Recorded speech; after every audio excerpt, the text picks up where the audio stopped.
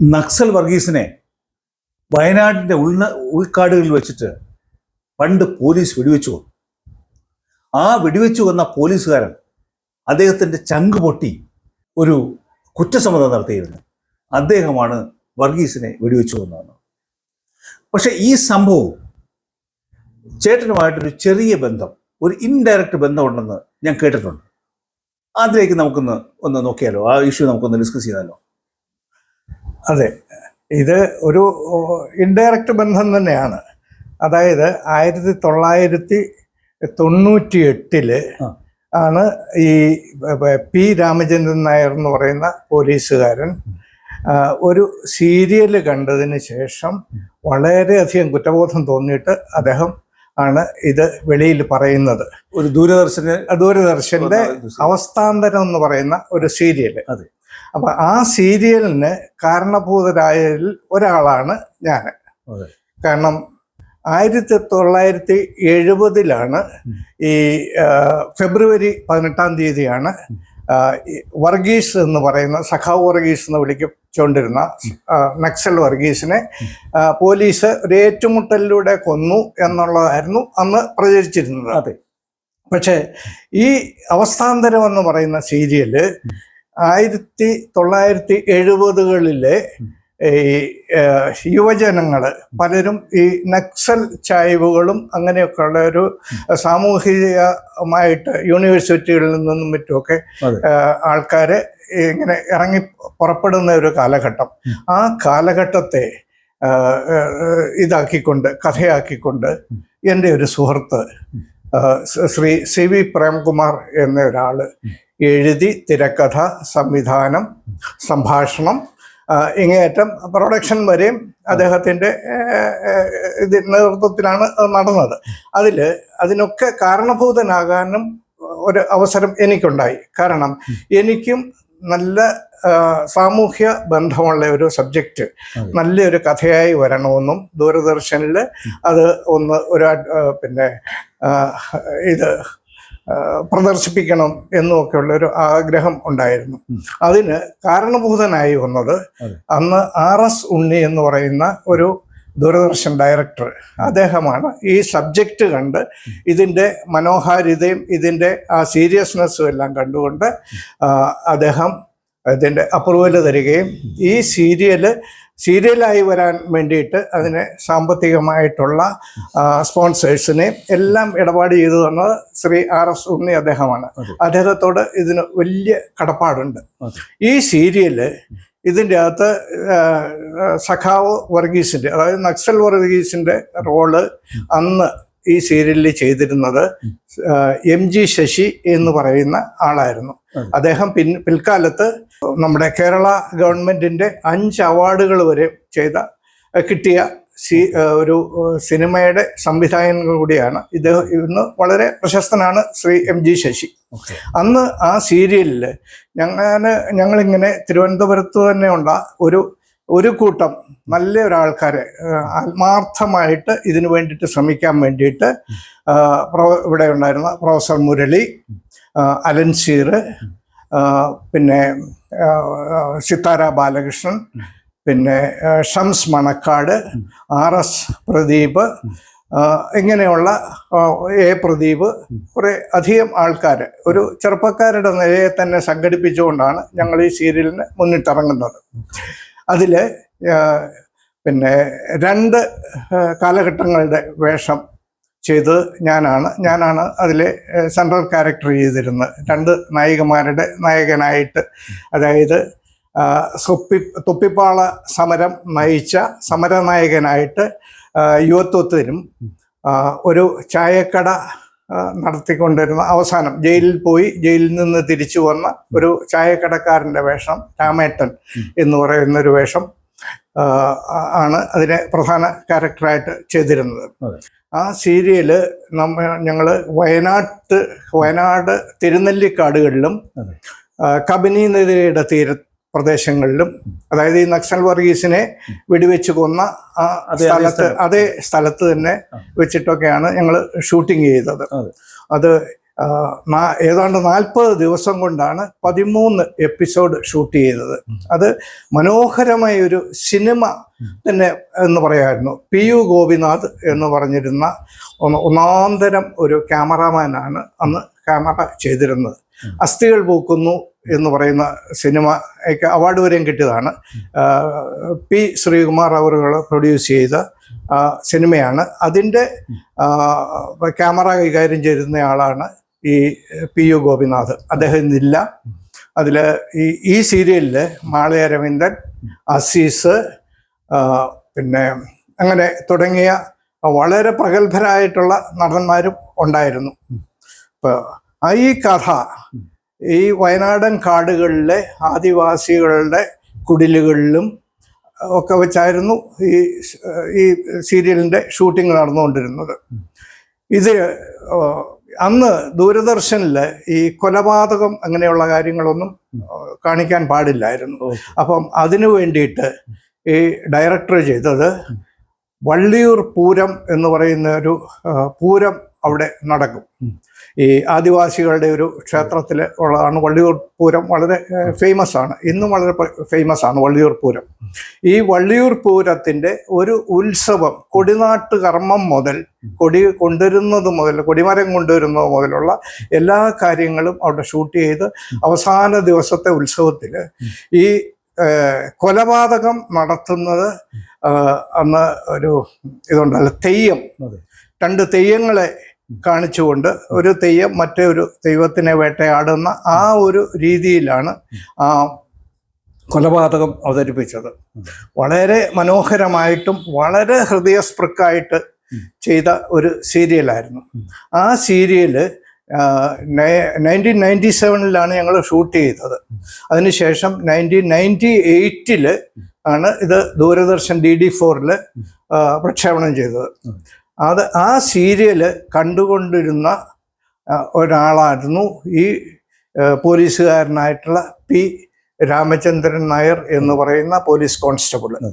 അദ്ദേഹം ഹൃദയം വിങ്ങൽ സഹിക്കവയ്യാതെ വന്നപ്പോഴത്തേക്കാണ് ഇത് വെളിയിലേക്ക് പറയുന്നതും. ഈ സീരിയല് 1998 പ്രക്ഷേപണം ചെയ്തു, ദൂരദർശൻ DD4 പ്രക്ഷേപണം ചെയ്തു. ഇത് കണ്ട് മനസ്സ് നൊന്ത് സഹിക്കവയ്യാതെ മദ്യപാനത്തിൽ അഭയം നേടാൻ നോക്കി. പക്ഷേ എന്നിട്ടും പറ്റാതെ വരുന്നപ്പോഴത്തേക്കാണ് അദ്ദേഹം ഇത് ഒരു ഈ വെടിവെച്ച് ഇവർ തമ്മിൽ എൻകൗണ്ടറിലാണ് കൊല്ലപ്പെട്ടത് എന്നാണ് അന്ന് വരെ അറിഞ്ഞുകൊണ്ടിരുന്നത്. അതല്ല, അദ്ദേഹത്തിൻ്റെ ഈ P. രാമചന്ദ്രൻ നായരുടെ ബോസായിരുന്ന DYSP, അന്ന് അദ്ദേഹം DYSP ആയിരുന്നു, ലക്ഷ്മണ എന്ന അദ്ദേഹമാണ് വെടിവെക്ക് എന്ന് ഓർഡർ കൊടുക്കുകയായിരുന്നു. അപ്പോൾ അങ്ങനെയാണ് വെടിവെച്ച് കൊന്നതെന്ന് അദ്ദേഹം പറയുകയും പിൽക്കാലത്ത് ലക്ഷ്മണ IG ആയിരിക്കുന്ന സമയത്ത് അദ്ദേഹത്തിന് ജയിലറുകൾക്കുള്ളിലേക്ക് പോകേണ്ടി വരികയും ചെയ്തു. അങ്ങനെയുള്ള ഒരു സംഭവം, ഇതിലെ ഒരു സാമൂഹിക പ്രസക്തിയുള്ളൊരു സംഭവം നടന്ന ഒരു സീരിയലാണിത്. ഈ ലക്ഷ്മണയല്ലേ നമ്മുടെ രാജൻ കേസിലും പ്രതിക്കൂട്ടിൽ നിന്നൊരു പോലീസ് ഓഫീസർ? അതെ അതെ, ഇത് ഈ ലക്ഷ്മണ തന്നെയാണ് അദ്ദേഹം. പക്ഷേ ഈ രാജൻ കേസ് ഇന്ന് വരെയും തെളിവ് കിട്ടിയിട്ടില്ല. ഇന്നും തെളിയിക്കാതെ കിടക്കുന്ന ഒരു കേസാണ് രാജൻകൊല കേസ്. പക്ഷേ നമ്മൾ ഇന്ന് ഈ സംസാരിച്ചുകൊണ്ടിരിക്കുന്ന നിമിഷത്തിൽ രാജൻ കേസുമായി ബന്ധപ്പെട്ട ഒരു കാര്യം നടന്നിട്ടുണ്ട്. എന്താണെന്ന് അറിയാമോ സാറിന്? രാജൻ കൊലക്കേസിന് രാജനെ പോലീസ് പിടിച്ചുകൊണ്ട് പോയതിൻ്റെ ഒരു ദൃക്സാക്ഷി ഉണ്ട് എന്നുള്ള ഒരു അറിവ് കിട്ടി. അദ്ദേഹം ഇന്ന് അന്തരിച്ചു. ഓ, അത് ശരി. ഞാനും ഇങ്ങനെ പേപ്പറിൽ കണ്ടു, അത്രയേ ഉള്ളൂ. Doctor Abdul Gaffar regional engineering കോളേജിലെ അദ്ദേഹം പ്രൊഫസറായിരുന്നു. ഇന്നലെ അദ്ദേഹം മരിച്ചു. ഇദ്ദേഹമാണ് പിന്നെ ഈശ്വര വാര്യരെ, അതായത് രാജൻ്റെ അച്ഛനെ ടെലഗ്രാം അയച്ച് അറിയിച്ചത് ഹോസ്റ്റലിൽ വന്ന് രാജനെ പോലീസ് പിടിച്ചോട്ട് പോയി. അപ്പോൾ ഇന്ന് നമ്മൾ ഈ വീഡിയോ ചെയ്യുമ്പോൾ നമുക്ക് ഇതും ഒന്ന് രാജനെക്കുറിച്ച് കൂടി ഒന്ന് ഓർക്കാൻ ഒരു സാഹചര്യം ആണ് ഇപ്പോൾ ഉണ്ടായിരിക്കുന്നത്. നക്സൽ വർഗീസിനോടൊപ്പം അതിപ്പോൾ ഇരിക്കട്ടെ സാറേ, ഈ സീരിയൽ അവിടെ നിങ്ങൾ ഷൂട്ട് ചെയ്ത സമയത്തുണ്ടായ ചില രസകരമായ ചില സംഭവങ്ങൾ ഒന്ന് പറയാമോ? വളരെ രസകരമായ സംഭവങ്ങളൊക്കെ സംഭവിച്ചു അവിടെ. അതായത് ഞങ്ങൾ തിരുനെല്ലിക്കാടുകളിൽ വെച്ചാണ് ഈ കൂടുതലും ഇത് ഷൂട്ട് ചെയ്തത്. വനത്തിൽ, വനം, ട്രൈബൽ ഏറിയാസ്, വനത്തിനോട് ചേർന്നുള്ള ട്രൈബൽ വീടുകൾ, കുടിലുകൾ, അവിടെയൊക്കെ വെച്ച് ഷൂട്ടിംഗ് നടന്നുകൊണ്ടിരിക്കുകയാണ്. അങ്ങനെ ഒരു ദിവസം ഈ ട്രൈബൽ കോളനിയിൽ വെച്ച് ഞങ്ങൾ ഷൂട്ടിംഗ് നടക്കുന്നു. അപ്പോൾ ഈ ട്രൈബൽ കോളനി മെയിൻ റോഡും തമ്മിൽ ഏതാണ്ടൊരു 800 മീറ്റർ ദൂരത്തിലാണ് ഈ ട്രൈബൽ കോളനി. ഇതിന്റെ ഇടയിലുള്ള സ്ഥലം ഏകദേശം 1 കിലോമീറ്റർ. ഇതിന്റെ ഇടയിലുള്ളത് ഫോറസ്റ്റ് ആണ്, തിക് ഫോറസ്റ്റ് ആണ്. അപ്പം അന്നത്തെ കാലത്ത് വലിയ ഒരു ജനറേറ്റർ ബസ്സാണ് ഈ അതിൻ്റെ അകത്താണ്, വലിയ ജനറേറ്ററാണ് അന്ന് ഫിറ്റ് ചെയ്ത് വെച്ചിരിക്കുന്നത്. ഈ ജനറേറ്റർ വാൻ കൊണ്ടുവന്നിട്ട് ഈ മെയിൻ റോഡിൽ തിരുനെല്ലിയിലേക്ക് ക്ഷേത്രത്തിൻ്റെ അങ്ങോട്ട് പോകുന്നതിൻ്റെ അടുത്ത് റോഡ് സൈഡിൽ അവിടെ ഈ ജനറേറ്റർ അവിടെ പാർക്ക് ചെയ്തു. ഞങ്ങൾ പകല് ഒക്കെ ഡേ നൈറ്റ് ഒക്കെ ഷൂട്ട് ചെയ്യുകയാണ്. അപ്പോൾ ഇതിൻ്റെ അകത്ത് ഇത് നൈറ്റ് ഷൂട്ടിംഗ് തുടങ്ങി. ജനറേറ്റർ വർക്ക് ചെയ്തുകൊണ്ടിരിക്കുകയാണ്. ഷൂട്ടിംഗ് നടന്നുകൊണ്ടിരിക്കുന്നതിൻ്റെ ഇടയിൽ രാത്രി ഏതാണ്ടൊരു 9 മണി ആയി കാണും. ആ സമയത്ത് ഇങ്ങനെ ദൂരെ നിന്ന് ഈ പാട്ട കൊട്ടുകയും ഇങ്ങനെ ഈ ആദിവാസികളൊക്കെ ഇവിടെ ഇങ്ങനെ വിളിച്ചു പറയുന്ന ശബ്ദങ്ങളും ആന ഇറങ്ങിയിട്ടുണ്ടെന്നുള്ളതിൻ്റെ ഒരു ഇതെല്ലാം കേട്ടു. അപ്പോൾ ഈ ആദിവാസി കുടികളിലുള്ളവർ തന്നെ പെട്ടെന്ന് പറഞ്ഞു, ഡയറക്ടറോട് പറഞ്ഞു, ഷൂട്ടിംഗ് ഇത് ആന ഇറങ്ങിയിട്ടുണ്ട്, ആന വരാൻ സാധ്യതയുണ്ട്, അതുകൊണ്ട് പെട്ടെന്ന് ഷൂട്ടിംഗ് എല്ലാം നിർത്തി നിങ്ങൾ ഓടി, എങ്ങനെയെങ്കിലും ഓടി ഈ പോയി നിങ്ങളുടെ ജനറേറ്റർ ബസ്സിൻ്റെ അകത്ത് കയറണം എന്ന് പറഞ്ഞു. ഉടനെ തന്നെ ഡയറക്ടർ പാക്കപ്പ് പറഞ്ഞ് ഞങ്ങളെല്ലാവരും അന്ന് ഈ സിതാര ബാലകൃഷ്ണ, ശാന്തകുമാരി, ഇങ്ങനെയുള്ള പെൺകുട്ടികൾ എല്ലാം ഉണ്ട്. ഞങ്ങളെല്ലാവരും കൂടി അവിടെ നിന്ന് ഇത് കേട്ട് ആന വരുന്നു എന്ന് പേടിച്ച് എല്ലാവരും ഭയന്നിട്ട് അവിടെ നിന്ന് ഇറങ്ങി ഓടി കുറേ സമയം ദൂരത്തേക്ക് വരുമ്പോഴത്തേക്ക് കാടാണ്. കാട്ടിലേക്ക് വന്ന് കയറുന്നതും ജനറേറ്റർ അങ്ങ് സ്റ്റോപ്പായി. ജനറേറ്റർ ഓഫ് ചെയ്തു. അത് ജനറേറ്റർ ഓപ്പറേറ്റർ ഓഫ് ചെയ്തു. ജനറേറ്റർ ഓഫ് ചെയ്ത് കഴിഞ്ഞപ്പോഴത്തേക്ക് ഇവിടുന്ന് അങ്ങോട്ടൊരു ഫ്ലഡ് ലൈറ്റ് പോലെ ഒരെണ്ണം ദൂരോട്ട് കാണത്തക്ക പോലെയൊക്കെ കെട്ടി വെച്ചിരുന്നു. അപ്പം ഞങ്ങളെല്ലാം കൂരിരുട്ടത്ത് ഈ കുട്ടികളെയും ഞങ്ങളും ഒക്കെ ആയിട്ട് അവിടുന്ന് എങ്ങനെ ഓടി ഈ ജനറേറ്റർ ഷെഡിൽ വരെ വന്നു എന്ന് ഓർക്കുമ്പോൾ ഇന്നും ഭയം ഉണ്ടാകുന്നുണ്ട്. അങ്ങനെ വന്ന് ജനറേറ്ററിൻ്റെ അവിടെ വന്നപ്പോഴത്തേക്ക് ഇതിൻ്റെ ജനറേറ്റർ വാനിൻ്റെ ഡോറ് അടച്ച് ജനറേറ്റർ ഓപ്പറേറ്റർ അതിൽ അകത്ത് പേടിച്ച് മരവിച്ചിരിക്കുകയാണ്. അപ്പം ഞങ്ങൾ ഇതിനിട്ട് കൊട്ടിക്കഴിഞ്ഞപ്പോഴത്തേക്ക് അയാൾ ഒരു തരത്തിൽ വന്ന് തുറന്നു തന്നിട്ട് അയാൾ ആദ്യം പറയുന്ന ആന ഇവിടെ അടുത്ത് എവിടെയോ ഉണ്ട്. ആന ജനറേറ്റർ ഷെഡിൻ്റെ ഇവിടെ വന്ന് ഇതിൻ്റെ ചേർന്ന് വന്നപ്പോഴത്തേക്ക് ഇതിൻ്റെ ശബ്ദമുണ്ടല്ലോ, അന്നത്തെ ജനറേറ്ററിനൊക്കെ ഭയങ്കര ശബ്ദമാണ്. ഈ ശബ്ദം അപ്പോൾ ആന ഇങ്ങനെ വരുമ്പോഴത്തേക്ക് കാടുകളിലാണത്, ശബ്ദം ഉടനെ തന്നെ ഇല്ലാതെയാക്കണം എന്നുള്ള ഒരു ധാരണ വെച്ചുകൊണ്ടാണെന്ന് പറഞ്ഞിട്ട് ഇയാൾ പെട്ടെന്ന് ജനറേറ്റർ ഓഫ് ചെയ്തു. അന്ന് ഞങ്ങളെല്ലാവരും കൂടെ ഈ ആനയുടെ മുമ്പിൽ ചെന്ന് ചാടാതിരുന്നത് ഇന്ന് ഓർക്കുമ്പം ആയുസിന്റെ ബലമാണെന്ന് തന്നെ കരുതുകയാണ്. അത് വളരെ രസകരമായൊരു സംഭവമായിരുന്നു. നിങ്ങളുടെ ഈ സീരിയലിൻ്റെ, അതായത് അവസ്ഥാന്തരത്തിൻ്റെ സ്ക്രിപ്റ്റ് വായിച്ച ഉടനെ തന്നെ ദൂരദർശൻ ഡയറക്ടർ ഇത് ഗോ ഹെഡ്, നിങ്ങൾക്ക് അപ്രൂവൽ തന്നിരിക്കുന്നു എന്ന് വിളിച്ചു പറഞ്ഞു എന്നാണ് ചേട്ടൻ പറഞ്ഞത്. എന്താണ് അതിൻ്റെ പിന്നീടൊരു കാരണം? ഇതിൻ്റെ ഒരു സോഷ്യൽ റീഫോർമേഷന് വേണ്ടി ഈ ഒരു തരം കഥ സഹായിക്കും എന്നുള്ളൊരു തോന്നലാണോ? ചേട്ടൻ എന്താണ് തോന്നുന്നതിനെ കുറിച്ച്? ഇതിൽ 2 കാര്യങ്ങളുണ്ട്. ഒന്ന്, നമ്മുടെ ഈ രാജ്യത്തോട് ഒരു പൗരനുള്ള ഒരു കടപ്പാടുണ്ട്. അതായത് വഴിതെറ്റിപ്പോകുന്ന ഒരു തലമുറയെ ഗൈഡ് ചെയ്ത് നേർവഴിയിലേക്ക് നടത്താനായിട്ട് ഒരു പൗരനെന്ന രീതിയിൽ, പ്രത്യേകിച്ച് ഇന്ത്യ ഗവൺമെൻറ്റിൻ്റെ 10-35 വർഷം ജോലി ചെയ്ത് ജീവിച്ച എനിക്കും കൂടെ ഇതിനൊരു ഉത്തരവാദിത്വമുണ്ട്. ഈ നാട് നല്ല രീതിയിൽ പോകണമെന്നും അതുപോലെ ഒരു സാമൂഹിക പ്രതിബദ്ധതയുള്ള ഒരു കാര്യം അത് പ്രാവർത്തികമായി തീരണമെന്നും മനസ്സിന് അതിയായിട്ടുള്ള ആഗ്രഹമുണ്ടായിരുന്നു. അതിന് നിമിത്തമായി തീർന്നത് ഞാൻ പറഞ്ഞ ശ്രീ R.S. ഉണ്ണി അദ്ദേഹമായിരുന്നു. അദ്ദേഹം ഇല്ലായിരുന്നെങ്കിൽ ഈ സീരിയൽ അദ്ദേഹം അതുപോലെ സോഷ്യൽ കമ്മിറ്റ്മെൻറ്റോടുകൂടി അദ്ദേഹത്തിനും ഹൃദയത്തിൽ തട്ടി ഇതിന് അപ്രൂവ് തന്നതാണ്. അത് അദ്ദേഹം എന്നോട് നേരിട്ട് പറയുകയും ചെയ്തതാണ്.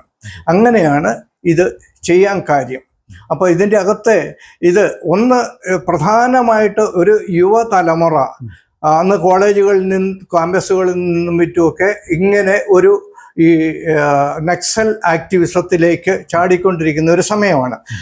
ഇതിൽ ഞങ്ങൾ കൊണ്ട് അവസാന എപ്പിസോഡിൽ തീർത്തിരിക്കുന്നത്, അതായത് ഇത് ഒരു പരിഹാരമല്ല.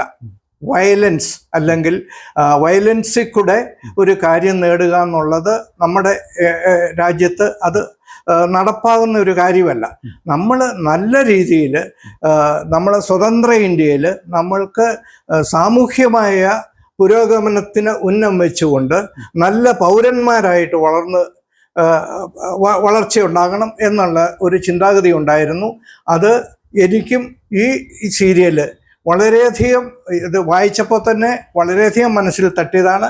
അത് അതേ രീതിയിൽ എൻ്റെ മനസ്സിലുണ്ടായിരുന്ന ഉദ്ദേശവും അതുപോലെ അന്ന് ഡയറക്ടറായിട്ടിരുന്ന ശ്രീ CV പ്രേംകുമാർ ഇത് കഥ എഴുതി, തിരക്കഥ എഴുതി, സംവിധാനം ചെയ്ത് അതെല്ലാം അതേ രീതിയിൽ അതിൻ്റെ അകത്തെ വയനാടൻ കാടുകളുടെ സൗന്ദര്യം മുഴുവൻ ഒപ്പിയെടുത്ത ക്യാമറ, അങ്ങനെ എല്ലാ തരത്തിലും അതൊരു സീരിയലായിട്ട് കണക്കാക്കാൻ പറ്റത്തില്ലായിരുന്നു. അത്ര മനോഹരമായിട്ട് ഒരു വർക്കായിരുന്നു. ഞങ്ങളുടെ ഉദ്ദേശം ഒരു സോഷ്യൽ